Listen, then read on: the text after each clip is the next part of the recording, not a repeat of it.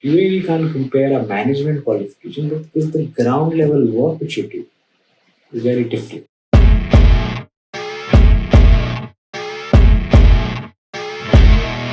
Hi guys, and welcome to another video by MentorMe's YouTube channel. My name is Alan Navagan. I'm a CFA track holder. You are in a situation wherein you are almost about to quit CA, chartered accountancy, or whichever level you are stuck on.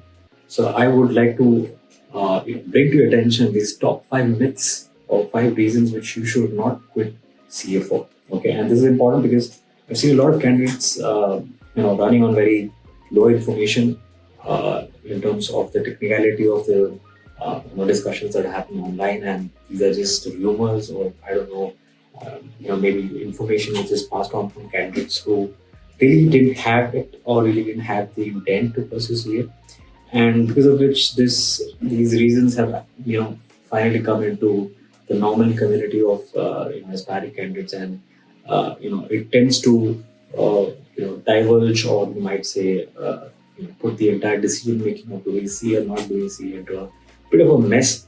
So please do watch this video before taking on that decision. So let's start with the first reason. Okay, now, the first misinformation over multiple discussion forums, including Quora, is the fact that the entire accounting profession is dying now.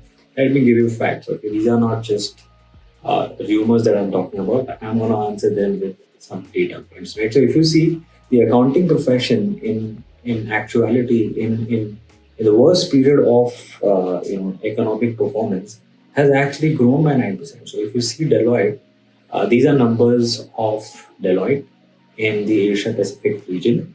So they've actually grown by about 9%, which is higher than the national average of 7%. Maybe India has not even grown by 2% at that period. And in fact, during the same time, the Big Four had the highest number of promotions.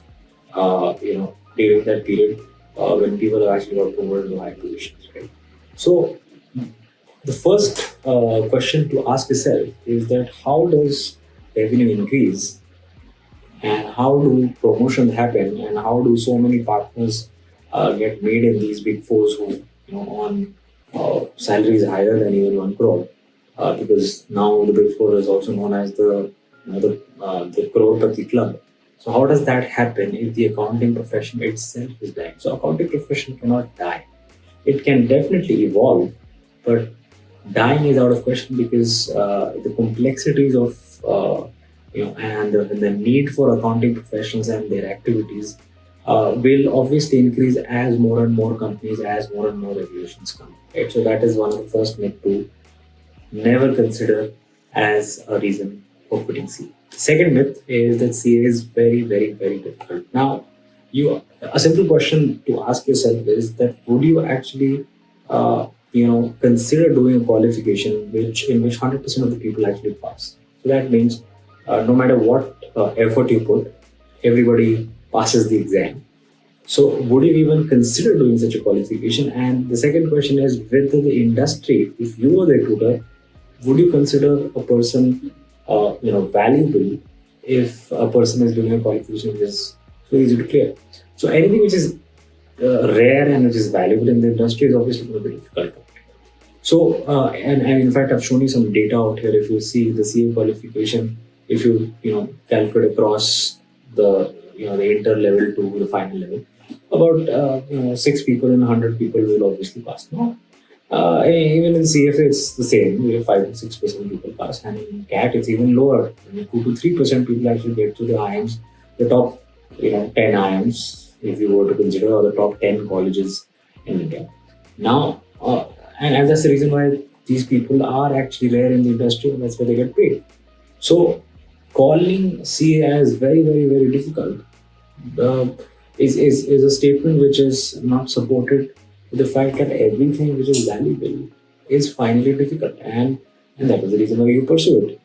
And the reason also why a lot of candidates tend to get very discouraged by these numbers, you're not understanding that probably about 60 to 70% people who are actually coming for the CA exam are not sure about themselves why they're pursuing CA. And that might also happen with CFA, and that might also happen with CAT. So as long as you are sure on why you're doing this qualification and you are very clear on that, you will do whatever is required to enter this industry, then these numbers should not bother. Right? Let's talk about myth number three. That MBA is better than CA. Now I have actually put up one very interesting question. I would say an answer given by one of the forum members on it's a very funny discussion which he has done. He talks about the hardship involved in having to attend your morning and evening classes and doing your internship, and at the same time working for about 8 to 10 hours, and then you give up all your social life. Your physical and mental health also degrades, and that's why many CA students are also getting bored during the course, right? So I found this so funny and discouraging, very funny, and at the same time, I felt that probably this candidate didn't even want to become a CA at the first place, right? There is no field which is which gives you less work and pays you more. Okay, it's just basis value. So if your work is so valuable that even 3 hours of it is precious, then you don't have to spend 8.5 hours, 10 hours, right? But even if you pass up from IIMs, it doesn't mean that it's easy money. There's no free money. There are no free lunches, and people become bored because of some other reasons, right? I mean that means you need to, even how much ever you are busy, it's up to you how to maintain your health and how to maintain your social life. So just putting upon the qualification and just blaming the qualification, I felt that it was stupidity. And second thing is that MBA and CA are not comparable. First of all, okay, you cannot choose between MBA and CA. It's basis your interest. Okay, if your interest is more towards very wide kind of things that you like to do on a day-to-day basis. And trust me, when people hear this, they think that, oh, I want to do wide things because it's not boring. But there are it's not very amusing when you actually experience that, right? So it's not for everyone to do different kinds of things. For example, if you become a product manager, you are expected to do understand everything, right? If you're a brand manager, you're expected to know everything about the business, right? That might be very exciting and very challenging and very fulfilling for a lot of people, but not necessarily everyone. So you have to be very careful on choosing these, the way you choose these qualifications. So MBA is not for everyone, and neither CA is not for everyone, and both of them will pay for the value that they create. So not every IM guy also gets a job, and not every IM guy also ends up becoming a CEO. And at the same time, not every CA tends to become a partner of a big CA firm. So just basis the qualification, you can't really compare which is better. You could have compared CA with CPA, that would have made sense, because CPA is another accounting qualification which is pretty respected. You could have compared CA with ACCA, that also makes sense. You could compare MBA with probably an executive MBA program or maybe an MS in finance. That's fine. But you really can't compare a management qualification because the ground level work which you do is very different, right? It's very practical in that sense. That's when you understand that these two qualifications are different. So no comparison at all. Find your interest, and if your interest is towards very wide kind of things, exploratory things that you want to do, you want to work in marketing, you also want to understand business, you also want to understand your finance, go for an MBA, you'll enjoy it, right? But if you're not, then consider CA, right? So salaries are low again. Another popular viral discussion on the net is that CA salaries are, I don't know by what standards they are low, because on an average the salary, even if we were not to believe the Glassdoor numbers which are written out here at 8.45 lakhs, but on an average, a good CA candidate, right? Considering that he also has good communication, he has the interest, and he knows what he wants to do, easily tends to get about 6 to 7 lakhs package in the first year itself. And after 2 years of experience, or even 1 year of experience, I've seen candidates getting into 10 and 11 LPA also, right? And 5 years down the line, I mean, the ranges are amazing, right? So I don't know by what standards people have calculated that the salaries are low. And you also have to understand that, just like I said before in the previous slide, that not every IM also, on those bigger packages. It's, because you always are trying to look at the best outcome, right?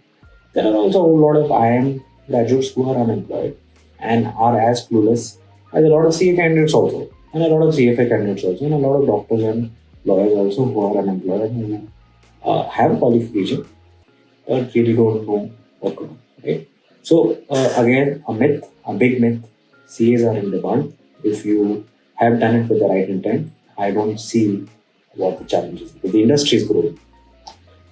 Myth number 5 is that if by chance you do not clear your CA at a later stage, let's say at inter level or maybe at the final level, then your life ends. Not necessarily. That means if you say that or if you have experienced that means you've not been aware of first of all what your interest is. It's okay to end CA even at the final level.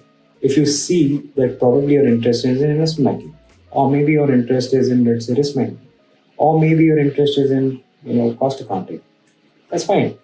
But if you're not aware of it, right, and then you're just moving from one corner to the other corner, then of course you need focus.